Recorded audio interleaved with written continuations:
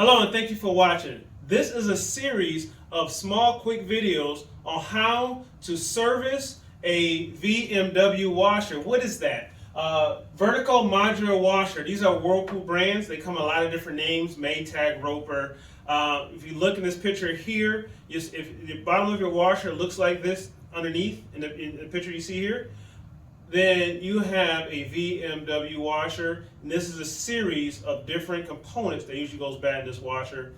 Thank you for watching, and don't forget to like, subscribe, and view the descriptions for where to go to get your washers. So this video, I'm going to show you how to take the lid off this washer. Why would you need to do that? Typically to access, if you're changing out the lid switch, if you're servicing the tub springs, you need to get to the tub.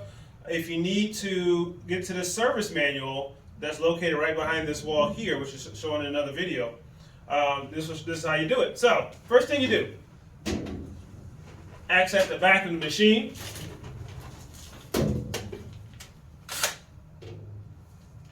One, two, three. 3 screws.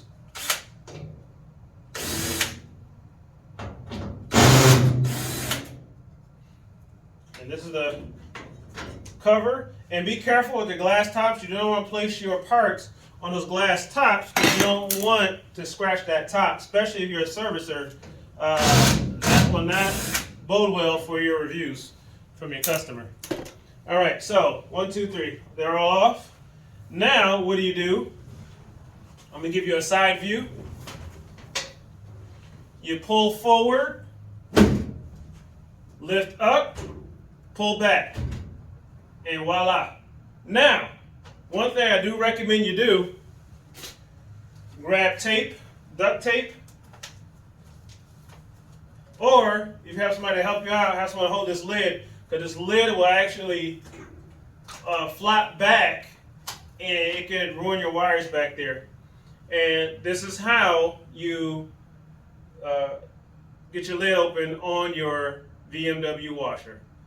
Watch the rest of our videos on this washer on how to repair it and what to do. See you in the next one.